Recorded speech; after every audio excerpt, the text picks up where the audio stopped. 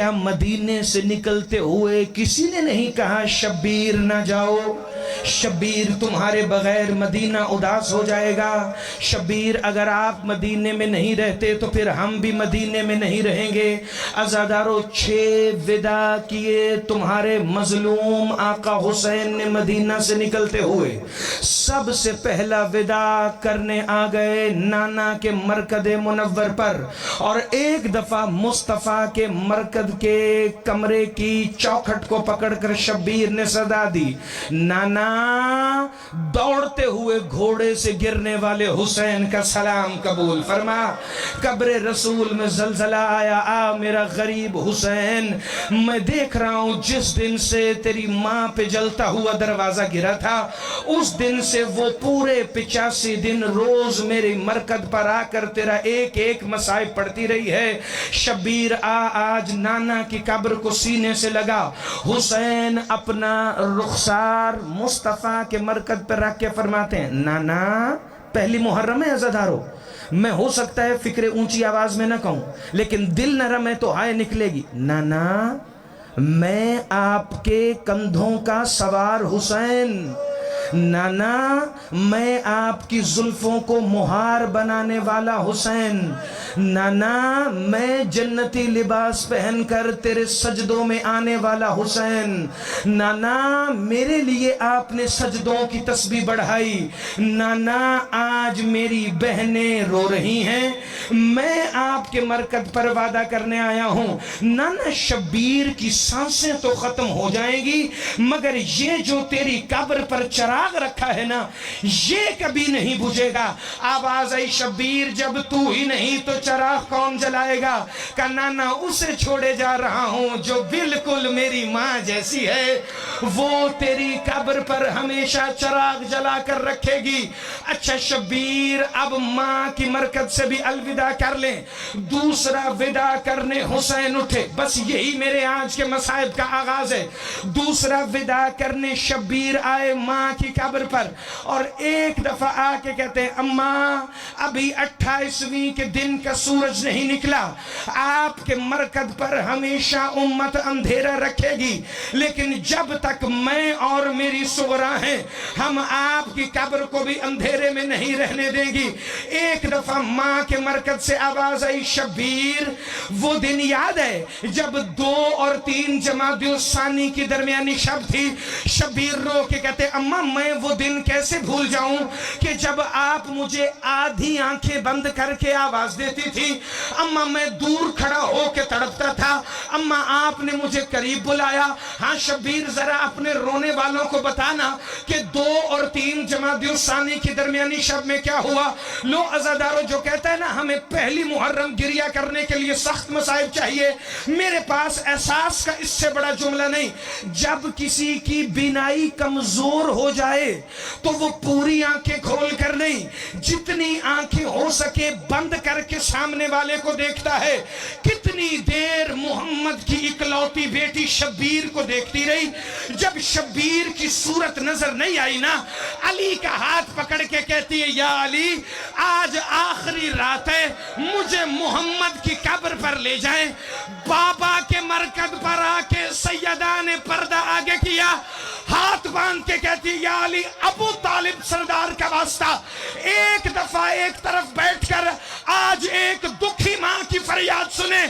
85واں دن تھا محمد کی بیٹی کو تماچے کھانے کے بعد کہ ایک دفعہ سر کی چادر اتاری، زخمی چہرہ باپ کی قبر پہ رکھ کے کہتی ہے، نانا صرف میری پسلیاں نہیں ٹوٹی، جس نے مجھے مارا تھا اس کے ہاتھ میں لوہے کی انگوٹھی تھی۔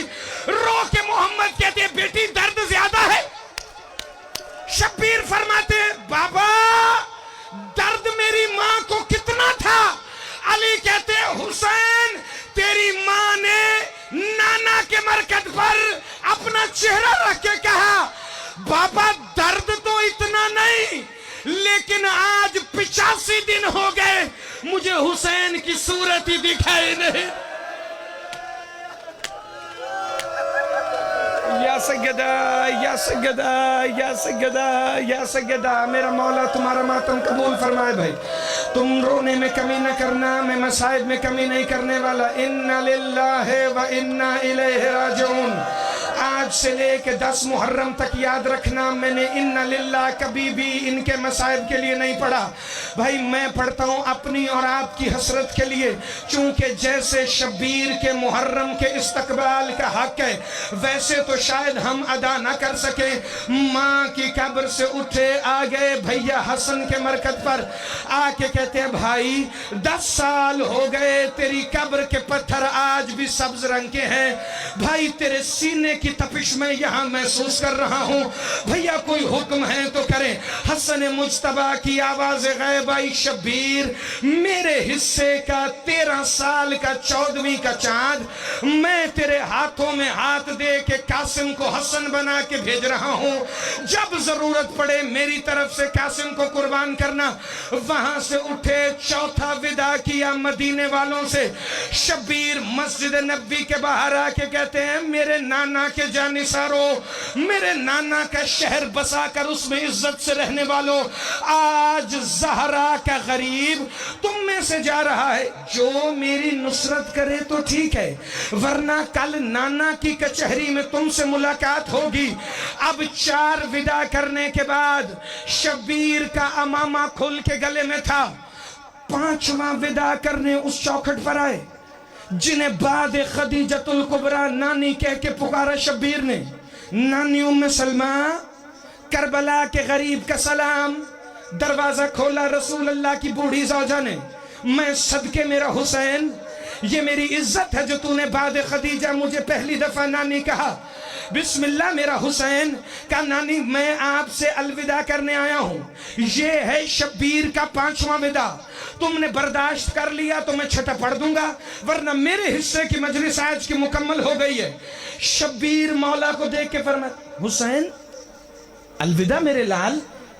लेकिन हुसैन ये कांपते हुए बूढ़े हाथ जोड़कर तेरी नानी उम्मे सलमा कह रही, हुसैन जहां जाना, हुसैन इराक न जाना, तेरे नाना बता के गए थे इराक तेरी कत्लगाह है। रो के फरमाते हैं हुसैन नानी, नाना का वादा वफा करने का वक्त आ गया है। नानी वो जो शीशी में खाक मेरे नाना दे के गए थे, बीबी उम्मे सलमा वो तो जरा ले आइए। जितने छोटे बच्चे बैठे हैं बच्चों में तुम्हारे रोने के लिए फिक्र बता दूं, रसूल अल्लाह अपनी जिंदगी में अपनी ज़ौजा सय्यदा उम्मे सलमा को खाके करबला दे के गए और फरमाया जब ये सुर्ख हो जाए तो समझ लेना मेरा हुसैन बेगुनाह मारा गया है। अज़ादारो वो खाक हाथ पर लेकर बीबी उम्मे सलमा आई। शब्बीर फरमाते हैं नानी इसके सुर्ख होने में अब कुछ ही महीने बाकी हैं। बीबी उम्मे सलमा फरमाती हैं शब्बीर अगर आप मक्तल जा ही रहे हैं तो मेरे लाल मुझे भी तो दिखा देना कि जिस जंगल में तू अकबर की बारात लेके जा रहा है वो जंगल दिखता कैसे है। शब्बीर ने अपना दस्ते इमामत उठाया, मुअज्जमा की आंखों के सामने किया। बीबी फरमाती है शब्बीर मंजर बड़ा वाज़े है, मैं देख रही हूं एक खून का दरिया है जिसमें एक बूढ़ा खड़ा है जिसके हाथ में 2 कटे हुए बाजू हैं, एक हाथ में उसने बर्छी उठाई हुई है, उसके चेहरे पे किसी 6 महीने के बच्चे का खून है। वो कभी दरिया में डूबता है कभी उबरता है और रो के कहता है हल मिन नासिरिन यंसुरना। शब्बीर फरमाते हैं नानी पहचान वो तेरा हुसैन है, वो बाजू मेरे गाजी के हैं, वो बर्छी मेरे अकबर।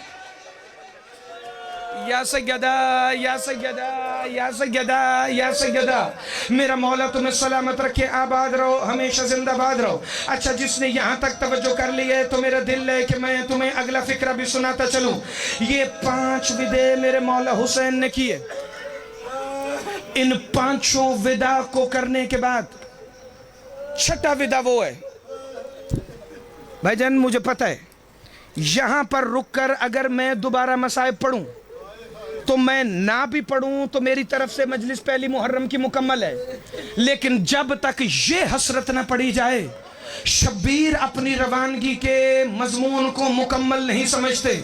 6ठा विदा उससे करने आए جس کے احترام میں ایسے اٹھتے تھے جیسے محمد فاطمہ زہرا کے احترام میں اٹھتے تھے۔ 7 سال کی ضعیفہ بیٹی نے لاٹھیوں کا سہارا لے کر بابا کی طرف چلنا شروع کیا، رو کے کہتی ہے میرا غریب بابا اکبر کے حصے کی بہن کو کہاں چھوڑ کے جا رہا ہے؟ میں نے آج تک نہیں پڑھا جو بی بی نے ساتھ جانے کی ضد کی ہو، لیکن میں نے مقتل میں اس مظلومہ کے 2 استغاثے دیکھے ہیں۔ رو کے فرماتی ہے بابا میں تیری بیٹی ہوں، بابا سکینہ جتنی پیاری نہ بھی صحیح لیکن ہوں تو تیری بطول بیٹی۔ بابا میں ساتھ جانے کی ضد نہیں کرتی، لیکن بابا میری ایک التجا ہے، آپ یہاں کھڑے ہوں گے، میں اپنی سر کی چادر اتار کے اپنے نانا سے ایک فریاد کرتی ہوں۔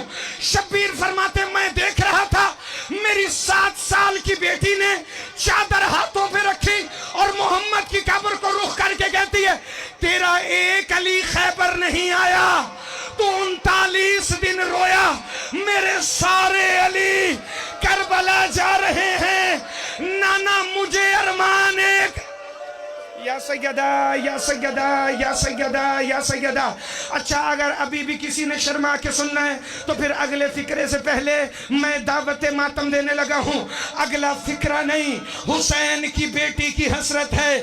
شبیر کا ہاتھ پکڑ کے دروازے پر آئی، بابا جان دیکھیے نا چچا غازی صحیفہ وفا بن کر ایک ایک بی بی کا سامان اوپر رکھ رہے ہیں محملوں کے، وہ دیکھیے نا بابا اکبر کے بارات کا سامان، وہ دیکھیے نا بابا قاسم کے سہروں کا سامان، وہ دیکھیے نا بابا سکینہ کا چاندی والا صندوق بھی غازی نے اٹھا کر اپنے ہاتھوں سے رکھا ہے۔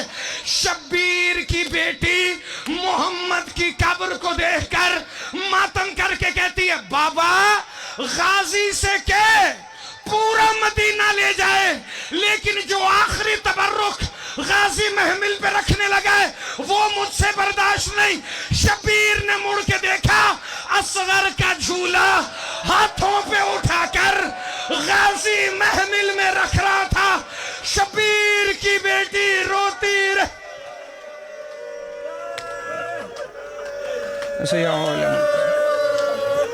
وَلَمُوا أَيَّامٌ كَلِمٍ عَلَى لَعْنَةُ اللَّهِ عَلَىٰ